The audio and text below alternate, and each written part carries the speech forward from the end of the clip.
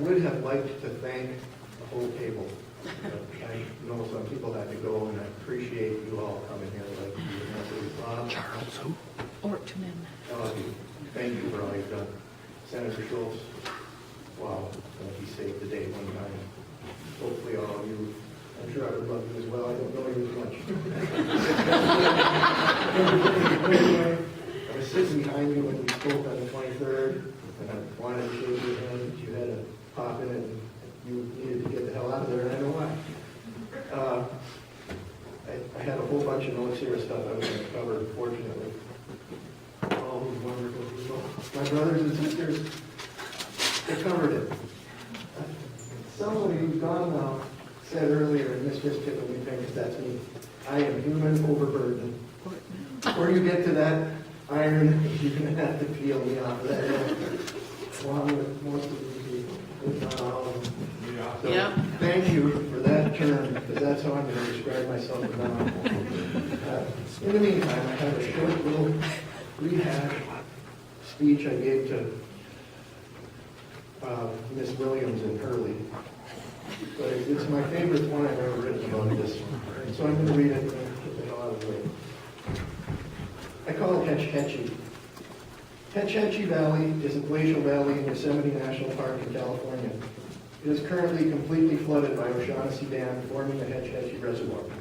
It was such a beautiful place that when the prospect of damming it up came up, it inspired John Muir to exclaim, "Dam Hetch Hetchy, as well damned for water tanks, the people's cathedrals and churches, for no holier temple has ever been consecrated by the heart of man." That is how people up here feel about the Penokees. Take that back to whoever you think you can switch on this bill. Taconite open pit mines are large and they are water killers. You will not find one that could pass the prove it first law. They don't exist. All the evidence anyone needs to prove this is available from the DNRs and pollution control agencies of Michigan and Minnesota.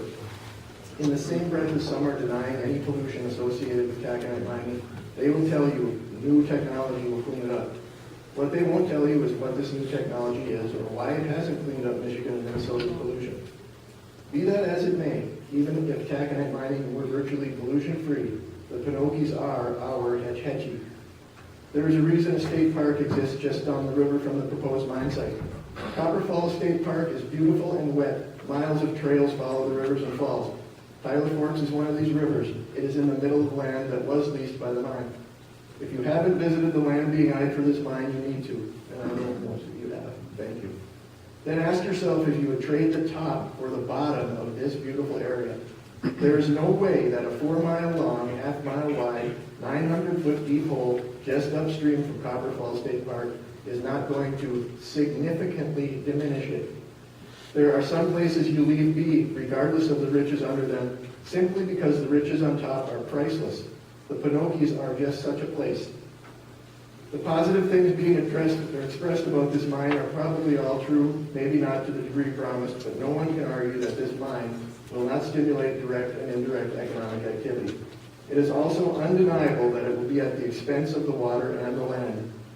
So ask this committee when you are looking in the mirror and weighing the positives and negatives of this bill, at the end of every positive, be sure to add at the expense of the water and the land. Then please realize that current mining laws look out for the water and the land and reject this bill for the instrument of pollution it is. Thank you. Thank you, John.